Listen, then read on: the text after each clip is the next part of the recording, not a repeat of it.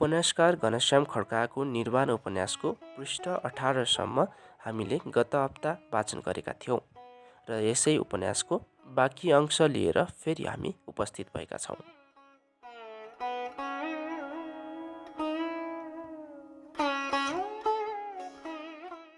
म कोठाबाट निस्केँ, हतार गरेर मुल्टोका खोले, बाइक निकाले अनि एकदम जोडका साथ हिजो राति आएकैतिर बतासिएँ। बाक्लो हुस्सुले बाटो उभिएको ठाउँभन्दा पर अलिकति मात्रै देखिन्थ्यो। त्यसपछि चाहिँ संसारको सिमाना यहीँबाट सकिएछ क्यारे भने जस्तो गरी परसम्म हुस्सु मात्रै फैलिएको थियो, लम्पसार परेर। अमूर्त चित्र जस्तो यस्तो दृश्यले मलाई अतिशय लोभ्याउँछ। अघि पछि हुँदो हुँदा रोकिएर कुहिरी मण्डल सडकबाट फुत्त मानिसहरू निस्किएको र पसेर बिलाएको रुमानी जस्तो लाग्ने घटनाको अवलोकन अवश्य गर्ने थिएँ। तर हतार थियो पनि के भन्नु, हतारै गर्नुपर्ने स्थिति भए नभएको पत्तो मलाई कहाँ थियो र। उसले भनेकी थिए हतार छ, मैले त्यसलाई पत्याएरै हतार गरेकी थिएँ।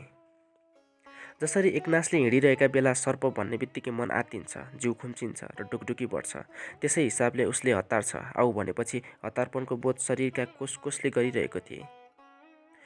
कति न गल्न बित्न लागे जस्तरी म कुदिरहनुको कारण कसैले सोधेको भए के भन्थे होला।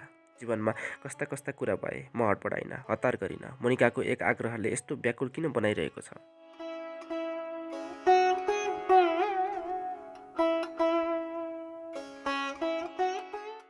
आधै घन्टामा म पुगेँ। उसको कोठाको ढोका हिजो मैले जति उघारेर हिँडेको थिएँ त्यो त्यति मात्रै उक्रिएको थियो। ऊ भित्र छ कि बाहिर छ त्यसको भ्यू मैले अझै पाइनँ। सुतिरहेकी होली, जसजस्ती जाने हिम्मत आएन। यो हिम्मत भन्ने चिज अक्सर चाहिने बेलामै गायब भइदिन्छ मेरो जीवनमा। हिजो त ऊ मदिरा लोकमा थिए र पो सँगै बिस्तारसम्म उसैले तानेर लगे। हुनसक्छ होसमा यसो गर्नुलाई ऊ आपत्तिजनक ठान्छे। म एक क्षण उभिएँ, यताउता हेरेँ। ऊ कता छे त्यसको पत्तो पाइन। ढकढक गरौँ ढोका आधा खुल्ला छ, पसौँ आधा बन्द छ। यस्ता झिनामसिना जस्ता लाग्ने कुराले कहिलेकाहीँ कस्तो अड्काउने गर्छन् भने पछि त्यो सम्झँदा आफैलाई हाँसो उठ्छ।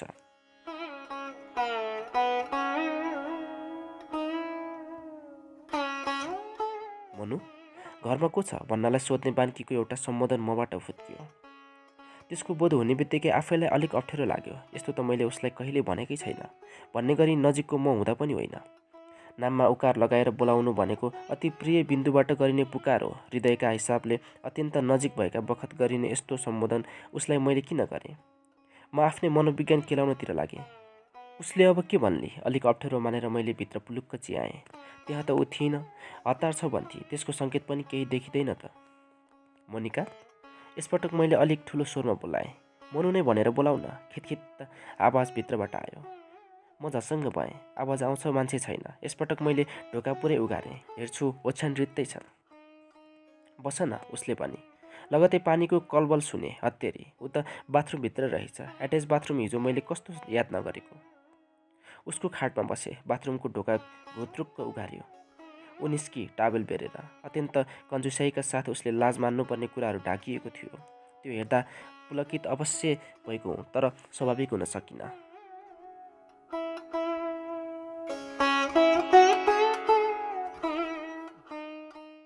एक खालको उकुस मुकुस भएर आयो। घरि झ्यालतिर हेरे जस्तो गर्थे, घरि उसका पुष्ट छातीतिर आँखा कुदाउँथे र घरि नितम्ब वरिपरि गएर टक्क अडिन्थे। उसको लामो र कालो कपालबाट तपतप पानी चुहिरहेको थियो। केही पानीका थोपा गोरो र सुलुत्त परेको उसको ढाडबाट मोतीका दाना जस्तै भएर अडिएका थिए। अद्भुत सौन्दर्यले धपक्क बलेकी थिए। हो मलाई देख्ने बित्तिकै मुस्कुराए। मैले चाहिँ जवाफी मुस्कुराहट दिएर उसका आँखा निहाले, तर धेरै बेर हेरिरहन सकिनँ। हेर्ने आँटै आएन। मोबाइल निकालेर त्यसै खेलाउन थाले। ऊ कपडा फेर्नतिर लागे।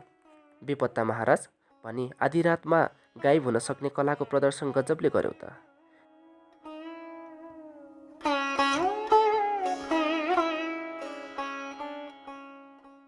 के खालकी केटी होली यो? आधा रातमा कुनै पुरुषलाई बिस्तरामा ल्याएर सफा गर्दै निदाउन सक्छे, तौलियाका भारमा बाथरुमबाट निस्किँदैन सक्छे, अनि एकदम स्वाभाविकताका साथ यसरी बोलिदिन सक्छे। म आधा रातमा गएको भनेर कसरी थाहा पायो? तिमी त निदाएकी थियौ। मैले सोध्ने नै भएँ। योगी सुते पनि जागिरहन्छ, अरू जागे पनि निन्द्रामै हुन्छन् बालक, उसले भनी। या निशा सर्वभूताना तस्या जागर्ति स्वयमी भन्ने भुल्यौ कि के हो? उसलाई अङ्गालोमा बेरेर अनि जुलेफी जस्ता ओठलाई अलिकति टोकिदिएर भनिदिन मन लागेको थियो। भुलेको छैन बालिके, तर यस्तो गर्न म कहाँ सक्थेँ र? तनक्क जिउ तन्काएर उसका मायावी आँखामा निहाल्दै भने। कहिलेदेखि लागेको हो यो शास्त्रीय खोकी? ऊ मुस्कुराई। सुन्तले रङ्गी टपमा घाँटी छिराउँदै किचनतिर पुलुक्कै हेरी अनि भने, कफी बनाऊ कि चिया? केही पनि पर्दैन, मलाई हतार छ। पहिले भन के गर्न बोलायो? मैले हतारो देखाएँ।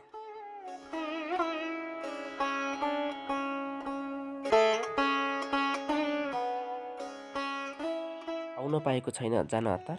उसले आँखा तरे। कालो ट्राउजरमा दुवै खुट्टा पालै पालो उली टावेल निकालेर कुनातिर फाली अनि सोझै किचनतिर जाँदै भने, 1 मिनेट ल। अब म उसको ढाड मात्रै देख्न सक्ने भएँ। माछा जस्तो सुलुत्त परेको जिउमा मेरा आँखा चिप्लिरहे धेरै पटक। कसरी यो यति नजिक ठानिरहेकी छे मलाई? सोचेर छक्क पर्छु म। उसले फ्रिजमा दुध निकाली, बटन थिचेर चुलो बाली अनि 1 कपमा नापेर दुधलाई तताउन भाँडामा हालेर चुलोमाथि राखिदिए। म यो हेरिरहेको थिएँ एकटक। इलेक्ट्रिक केटलीबाट उसले तातो पानी एउटा कपमा हाली, उम्लिएको दुध निकालेर अर्को कप भरी अनि दुवैमा कफी हालेर चम्माले हल्लाउन थाले। म भने उसको ओछ्यानबाट ढल्किएर उसैको जिउभरि आँखा दौडाइरहेको थिएँ। उसले दुधवाला कफी मतिर तिर्स्याउँदै भने, चिनी राख्न मन लागे ऊ त्यहाँ टेबलमा छ। खाट छेउ काठको बुट्टेदार खुट्टाहरू भएको एउटा टेबल र त्यसमाथि काँचको कचौरामा राखिएको वर्गाकार सुगर क्युबमा मेरा आँखा परे। मलाई दुधवालै कफी मनपर्छ भनेर ऊ कसरी थाहा पायो? उकुस मुकुस छल्न केही बोल्नै पर्थ्यो, बोलिदिएँ। साइकोलोजी आफू मात्रै बुझ्छौ भन्ने ठान्छौ? ऊ फन्किए। मैले त्यस्तो ठाने? मैले उसलाई थोरै चिमोटेँ। ऊ खेतित्त हाँसी अनि भने, हिजोसँगै कफी पिएको बिर्सिसक्यौ? मैले कफी सुरुप्प पारेँ अनि भने, वाह, तिम्रो कफी बनाउने कलालाई ह्याट्स अफ। मिठो भएन? उसले सोधी। कफी साँच्चै नै मिठो थियो र मैले साँच्चैको तारिफ गरेको थिएँ, तर उसलाई लागेछ म उडाइरहेको छु। तिमीले दिएपछि 20 पनि मिठो हुन्छ। कफीको के कुरा? मैले अर्को चुस्की लिएँ।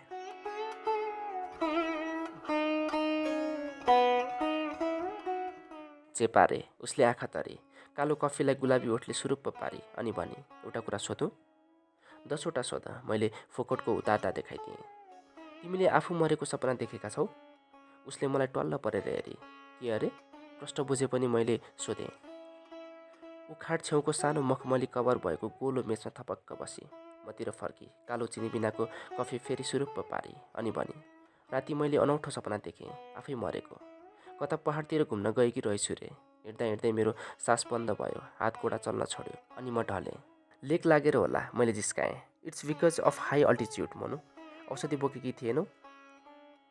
बिचमा किन बोलेको भने जसरी उसले मलाई आँखा तरेर भन्न थाले। एकछिनमा गिद्धहरू उड्दै आए अनि मलाई कपाकप खान थाले। हेर्दा हेर्दै म त हराएँ। यति भनेर ऊ शून्यमा कतै टोलाए जस्तो भई।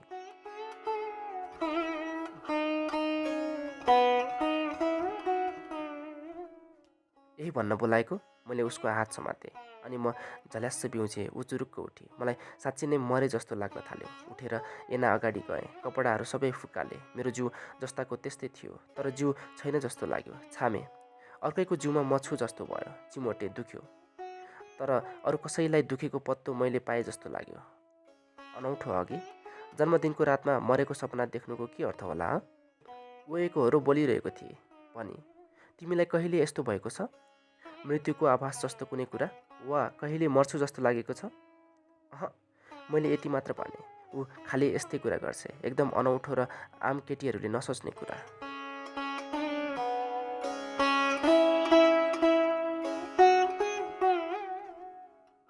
एउटा कुरा भन, तिमी कहिले मर्छु जस्तो ठान्छौ? सोधी एकदम गम्भीर भएर। यो कसरी भन्न सकिन्छ? मैले भने, मृत्यु त अज्ञात छ मनु।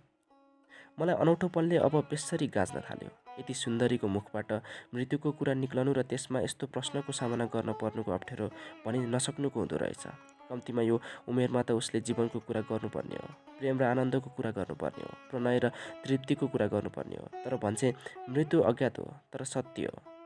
यो जुनसुकै बेला हुनसक्छ। अहिले हामी मर्न सक्छौँ। कुनै पनि भेट अन्तिम भेट हुनसक्छ। कुनै पनि वाक्य अन्तिम वाक्य हुनसक्छ। म बोल्दा बोल्दै सधैँका लागि रोकिन सक्छु। कुनै पनि रात अन्तिममा रात हुनसक्छ। कुनै पनि विदाई अन्तिम विदाई हुनसक्छ। अहिले भुइँचालो आउन सक्छ। यो सिलिङ अहिले खसेर थिचिदिन सक्छ। हिँड्दा हिँड्दै गाडीले खिच्न सक्छ। बाटामा सर्पले टोकिदिन सक्छ। कुनै पागलले हानेको गोलीले मुटु छेड्न सक्छ। मैले उसलाई रोकेँ। उसका सुरिलो गर्दनमा हत्केला चिप्लाइदिए अनि कपाललाई थोरै दुख्ने गरी तानेर भने, अनि कुनै पनि क्षण मान्छे बहुलाउन सक्छ।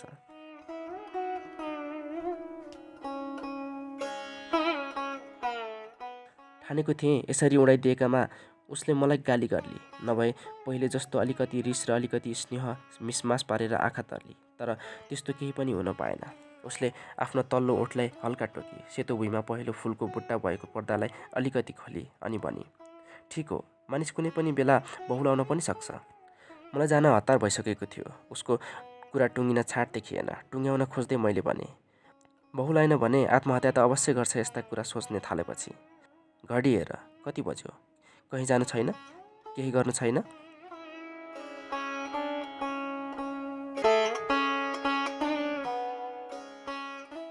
खालि खानु, सुत्नु र हिँड्नु अनि काल पर्खेर मर्नु पनि एउटा आत्महत्या नै त हो नि।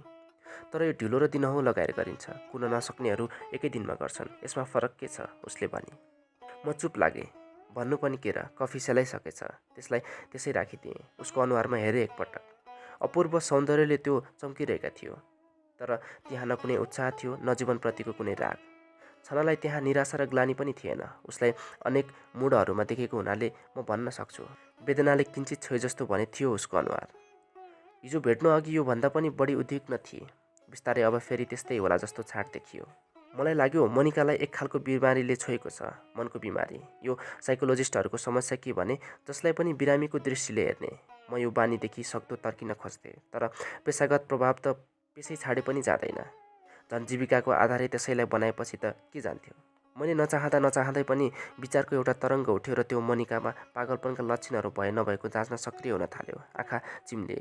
रोबर्ट एस फेल्डम्यानको इसेन्सियल्स अफ अन्डरस्ट्यान्डिङ साइकोलोजी भन्ने पुस्तकलाई सम्झेँ। त्यसमा उल्लेख गरिएका मनोरोगका लक्षणहरू सम्झेँ। के उसलाई डिप्रेसन भएको छ? एउटा प्रश्न उम्रियो आफैभित्र। सिम्टम्सहरू केलाउन थाले। उसको कोठा वरिपरि आँखा दौडाए एकपटक। त्यो एकदम चिटिक्क परेको थियो। हरेक सामान मिलाएर राखेका थिए। उसको घरभित्रको सजावट, उसले लगाउने कुराहरू र प्रयोग गर्ने सामानहरू सबैले एक अभिजात्यपनको सङ्केत दिन्थे। एउटा अचम्मको कुरा के भने यत्रो घरमा अरू कोही पनि देखिएको थिएन। न कसैका बारेमा उसले केही भनेकी नै थिए मलाई।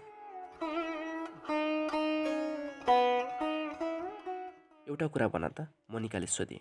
म झसङ्ग भएँ। हेरेँ उसलाई। ऊ त मलाई नै टल्ल परेर हेरिरहेकी रहेछ। के कुरा? सोधे सुस्तरी। तिमीलाई के लाग्छ, मरेपछि जीवन साँच्चै नै सकिन्छ? उसले मेरो दाहिने हत्केला हलुका थिचिदिए। होइन नि, मरेपछि पनि जीवन रहिरहन्छ। यति हो, पेन्सन आउँदैन, जागिर पनि कसैले दिँदैन, घरमा पनि कसैले राख्दैन, च्यानमा भेट्न पनि कोही आउँदैन। मैले उसको कपाल थोरै खेलाइदिएँ। उसले मलाई थोरै घचेटी। कमन, म सिरियसली सोधिरहेको छु। यो मलाई कसरी थाहा हुन्छ? मैले कुमो चालेँ। थाहा नभए अनुमान गर्न सकिन्छ। तिम्रो अनुमान के छ?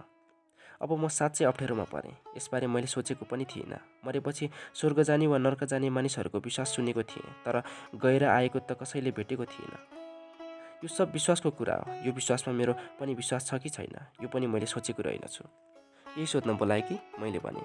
सोध्नुपर्ने अर्को कुरा छ, तर यो नसोधी त्यो सोध्न सकिन्न। ऊ मुस्कुराए। मतलब? मैले उसको नाडीलाई घडी भएतिर पल्टाएर समय हेरेँ। हतार छ भने जाऊ, पछि कुनै दिन कुरा गरौँला। उसले भने।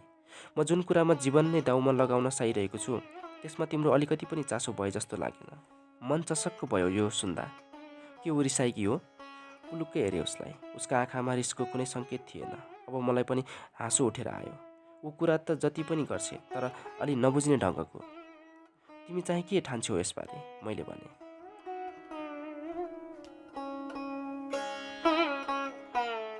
तिमी जाऊ अहिले, उसले बेपरवाह भने। कुनै दिन मौका मिलेछ भने कुरा गरौँला। म अप्ठ्यारोमा परेँ। जानु कि बस्नु? ऊ झ्याल खोलेर बाहिर हेर्दै कतै शून्यतामा टोलाइरहे। म भए नभएको वास्तै उसलाई थिएन। मलाई बडा नरमाइलो लाग्यो। गयो ऊ नजिक, समाए उसको हात र भने, के भयो? उसले मलाई पुलुक्कै हेरी, तर केही भनिन। उसको आँखामा कुनै भाव थिएन। यस्तो लाग्यो आकाशको विराट शून्यता त्यहाँ उत्रिएको छ। भन त के सोध्न खोजेकी थियौ? मैले किञ्चित चिन्ता मिसाएर उसको हात हल्का थिचिदिएँ। भन त सही।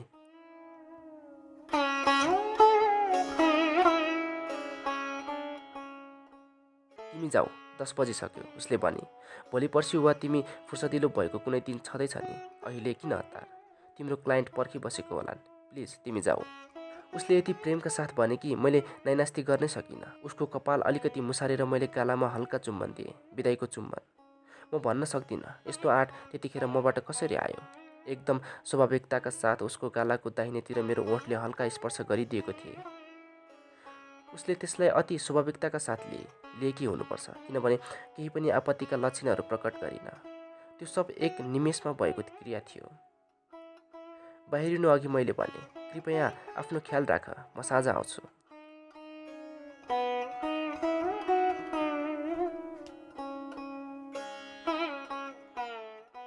मलाई दिनभरि जसो नै एक किसिमको हतार जस्तो भइरह्यो, मोनिकालाई भेट्ने हतार, उसले जिब्रोको टुप्पोमा ल्याइसकेको केही जरुरी कुरा सुन्ने हतार।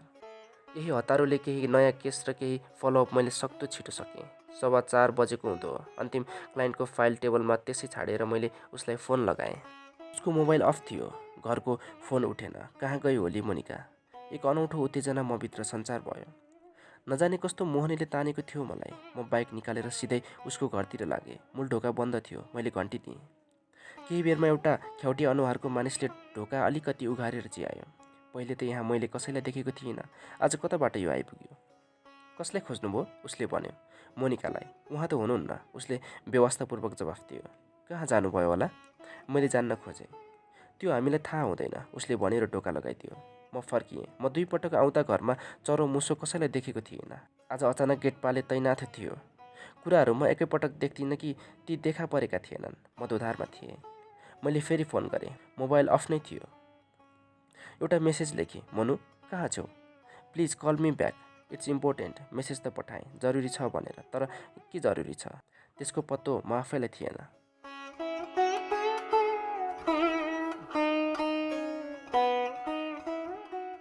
दिनहरू बिते। मोनिका फर्केर आइन के भन्नु, सम्पर्कमा बसिन।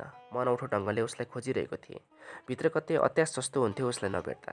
कहाँ गएकी होली ऊ?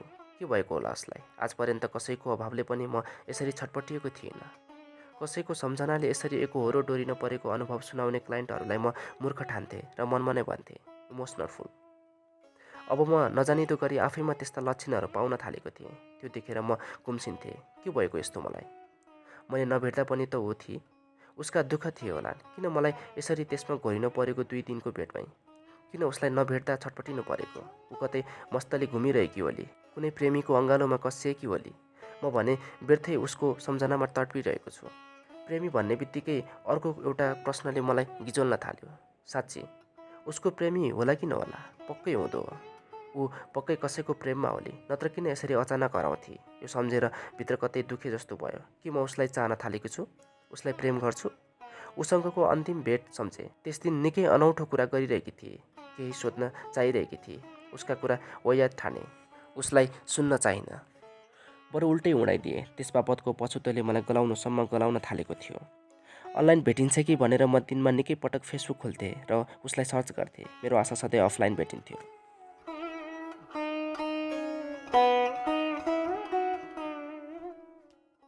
त्यसपछि स्ट्याटस अपडेट हुने आशमा प्रत्येकपल्ट म गहिरो उत्सुकताका साथ उसको वालहरूमा आँखा दौडाउँथेँ।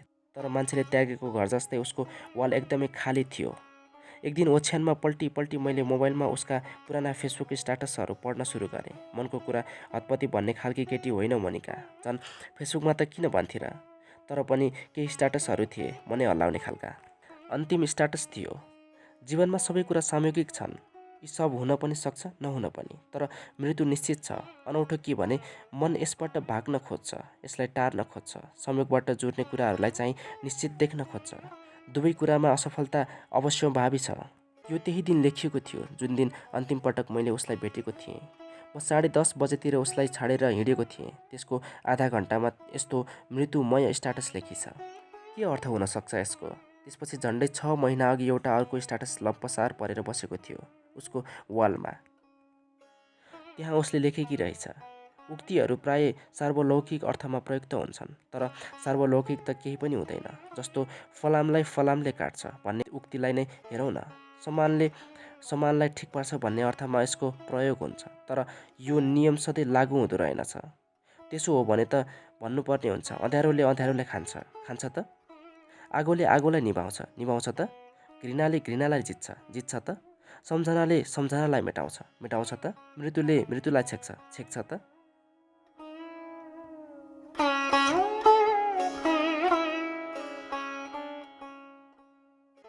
त्यसको 2 महिना अघि उसको अर्को स्ट्याटस फेला पर्यो। त्यसमा चाहिँ लेखेको थियो, मैले आफ्ना आँसु बाहेक सबै गुमाएँ। त्यसको भोलिपल्टै लेखिएको अर्को स्ट्याटस यस्तो थियो, साँझ हुन्छ, बिहान हुन्छ, यसरी नै जीवन चिहान हुन्छ। त्यो पढ्दा एक अनौठो अनुमान उसका बारेमा लगाउन सकिन्थ्यो। 4 वर्ष पुरानो एउटा स्ट्याटसले मेरो टाउको रिङ्गायो। त्यसमा लेखिएको थियो, आँसुहरूको सिडी बन्ने भए म यसले स्वर्गसम्म जोडिदिन्थेँ र तपाईँहरूलाई फिर्ता ल्याउँथेँ। Miss you mom, miss you dad, miss you my sweet brother, miss you all badly.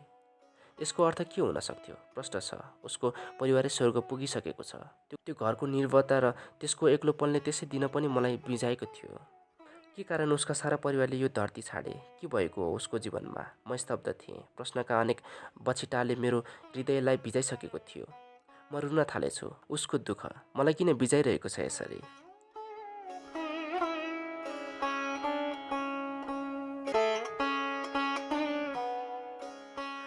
त्यस दिन ऊ केही सोध्न खोज्दै थिए। मैले उसलाई कानै दिइनँ। साँच्ची के सोध्न खोज्दै थिए ऊ? भनेकी थिए, मानिस मरेपछि कहाँ पुग्छ?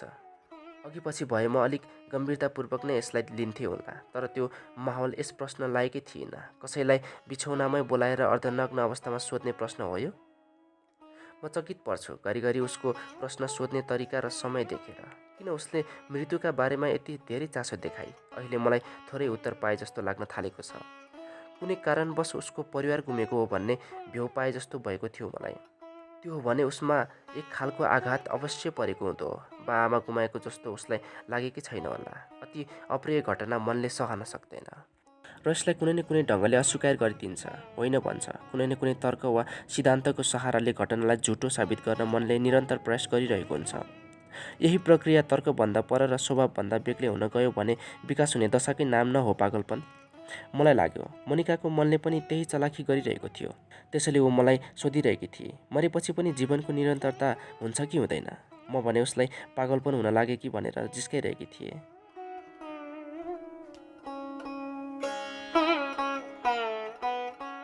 यो सुनेर ऊ बडा खिन्न भएकी होली। तर जति नै खिन्न भए पनि यसरी गायबै हुनुपर्ने त केही कारण थिएन। मैले हुन्छ भनिदिएको भए सायद उसलाई स्वर्ग वा कतै कुनै लोकमा उसका बाआमा छन् भन्ने एउटा भरोसामा थोरै आड मिल्ने थियो। झुटै भए पनि धेरैले भनेर माने भने मनलाई एउटा आधार मिल्छ, कुनै कुरा समातेर हिँड्न। मोनिकाको मनलाई त्यही एक आधार चाहिएको थियो सायद। उसका बाआमा नाश भएर गएका छैनन्, यहाँबाट हराएका मात्रै हुन्।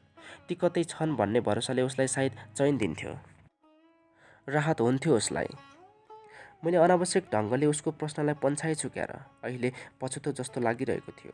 उसले एक्लै जन्मदिन मनाउनु, उद्विग्न भएर वाइन खानु, जीवनदेखि निरस र असन्तुष्ट देखिनु जस्ता सारा लक्षणहरू मैले याद गरेकै थिएँ, तर त्यसले सङ्केत गर्ने सत्य यति भयानक होला भन्ने अनुमान गर्न सकिनँ। ठानेको थिएँ ऊ प्रेममा असफल भएकी होली, वा भने जस्तो केही नपाएर मुरमुरेकी हुनुपर्छ।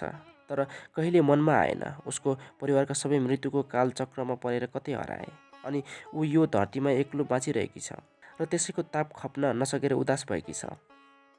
यो मेरो अनुमान मात्रै पनि हुन सक्छ। कतै ईश्वर छन् भने म प्रार्थना गर्छु यो अनुमान मात्रै भइदियोस्। मोनिकाको जीवन एकदम सरल र स्वाभाविक अवस्थामा देख्न पाऊँ भन्ने अभिलाषाले मैले आँखा चिम्लिएर प्रार्थना पनि गरेँ।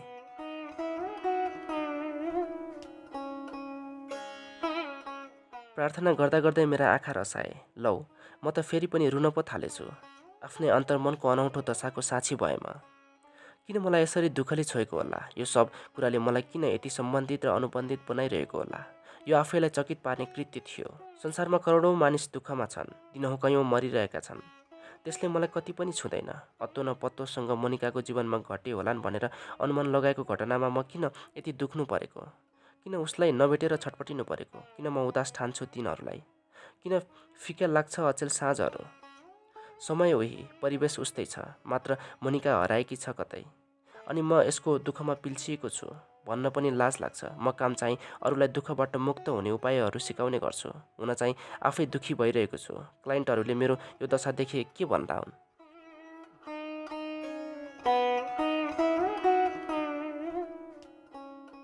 दिनहरू बितिरहेका थिए, तर यो बित्नुमा कुनै उत्साह थिएन। क्लाइन्टहरू आउँथे, तिनका समस्या सुन्थे, अनि बाँकी समय मोनिकाको सोधखोजमा लगाउँथे। निराश, थकित र हताश मानिसको लाम लाग्थ्यो मेरो ढोका अगाडितिर। आखिर एउटा मनोविदलाई खुसी मानिसहरू भेट्न किन आउँथे र? तिनै क्लान्त मन्थिकलहरूसँग दिन बिताएर होला म भित्र पनि एउटा थकान जन्मिएको थियो। लाग्थ्यो यो सारा झन्झटबाट पर कतै कसैले नचिने ठाउँमा गएर जिन्दगीलाई अजमजाइदिउँ। पहिले यस्तो हुँदैन थियो। मेरो करियरका सुरुवाती दिनहरूलाई सम्झन्छु। कस्तो उत्साहले भरिएको थिएँ म। साइकोलोजीमा गोल्ड मेडलिस्ट हुनुको गर्व नामको सोचमा अहङ्कारले उकासिएको थिएँ म। लाग्थ्यो मनको सारा बिरामीको कुञ्जी मैले फेला पारेको छु। लाग्थ्यो मानिसका सारा सन्तापको ठिक निराकरण गर्ने विधि मैले जानेको छु। मात्र एउटा अफिस खोल्नाको हतार थियो। अनि त बिरामी मनको जाँच पडताल सक्रियतापूर्वक फाल्न अरू केहीले छेक्नेवाला थिएन। त्यो दिन पनि आयो। ठुलो अक्षरमा अल्केमी लेखिएको फ्लेक्स झुन्डाएको दिन मेरो उत्साह राखिएर आकाशै छुला जस्तो भएको थियो। सुरुमा मैले नाम राखेको थिएँ Bodhi institute of counselling and psychology service. तर यो लामो र लुम्रे झुम्रे लागेपछि मैले केही दिन नामको खोजमा बडा छटपटिनु परेको थियो।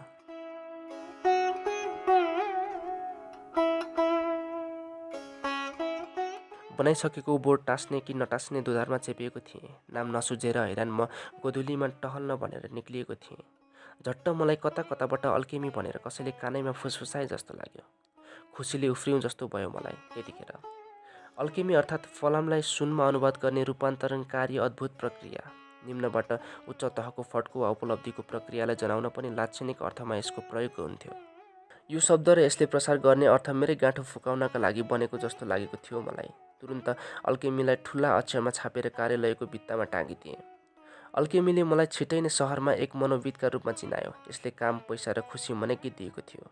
मनको तापले पिल्सिएकाहरू कहाँबाट रेफरेन्स लिएर म कहाँ आउँथे। भनौँ भने मनोरोगीहरूको एउटा ठुलो वृत्त नै सम्हालिरहेको थिएँ। यो तथ्यको सम्झनाले मन बडा खुसी भएर आउँथ्यो। धेरैलाई दुःखमुक्तिका उपायहरू दिएँ भन्ने लागेको थियो। मोनिकासँगको त्यस अनौठो विच्छेदपछि भने जाँगर अलप भएर गयो। उसँग बिछोडिएका दिन अति पुराना भए उति मन उद्विग्न भएर आउँथ्यो। मैले कति सम्झाएँ आफैलाई, कति पल्टाएँ मनोशास्त्रका ठेलीहरू, कति नियाले विषादका आफ्नै लक्षणहरू र गरेँ त्यसको विश्लेषण पनि। तर मन सम्हालिएन।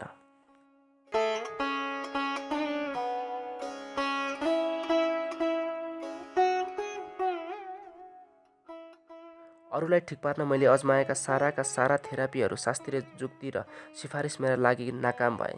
दाँत फुक्लिएपछि जिब्रो जतिखेर पनि थोतो गिजामै पसिरहे जस्तो। मन खाली मोनिकाका समुद्र जस्ता गहिरा आँखामा डुबुल्की मार्न कुदिरहन्थ्यो। मोनिका यस्ती केटी जसको पुरा परिचय पनि मलाई थिएन, जोसँग एक रात पनि सँगै बिताएको थिइनँ र हात समातेर एउटा बिहान पनि उसँग कतै हिँडेको थिएन। तर किन उसैको सम्झनाले खाइरहन्छ समय बारम्बार। मनको यो अबुझ पहलुले मलाई हैरानै पारिसकेको थियो।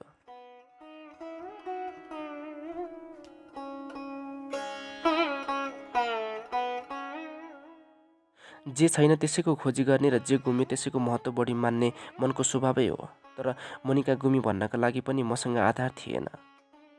त्यही कुरा गुम्यो भन्न मिल्छ जो पहिले आफूसँग होस्।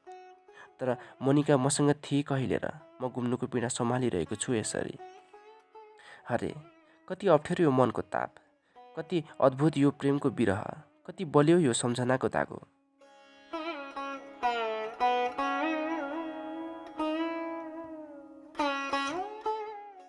एक रात मैले सपनामा मोनिकालाई देखेँ। उसका काँधमा पखेटा पलाएछन्। ऊ त उडेर बादल पारी बेपत्ता हुन सक्दिरहेछ। धेरै पटक उसलाई बादलमा छेलिँदै देखिँदै गरेको देखेँ मैले। मोनिकालाई मैले बोलाएँ बेसरी। मोनिकाले त सुनिन, तर पल्लो कोठामा सुतिरहनु भयो कि मेरी आमाले सुन्नु भएछ। बिहान मलाई केरकार गर्न थाल्नु भयो। राति किन चिच्चाएको त्यसरी हँ? उहाँले झपार्नु भयो। मोनिका मोनिका भनेर कराइरहेको थिइस्। को हो यो केटी? आमाका आँखामा जिज्ञासाको गहिरो लेप थियो। मैले थाहा नपाए जस्तो गरेर आँखी भौँ उचाले। मोनिका? को मोनिका? कुन्नी त सपना हो कि विपनामै हो? चिचाइरहेको थिइस् मोनिका मोनिका भनेर। आमाले कटाक्ष गर्नुभयो। म हाँसेँ र कुरा तर्काएँ। बहिनी कता गई? आमा पनि हाँस्नुभयो र मेरो कान स्नेहका साथ बटारिदिनु भयो। कुरो तर्काउन कोही तसँग सिकोस्। बहिनी खितित्त हाँसी। फर्केर हेर्छु त ऊ मेरै छेउ बारदलीमा पत्रिका पढ्दै चिया पिइरहेकी रहेछ।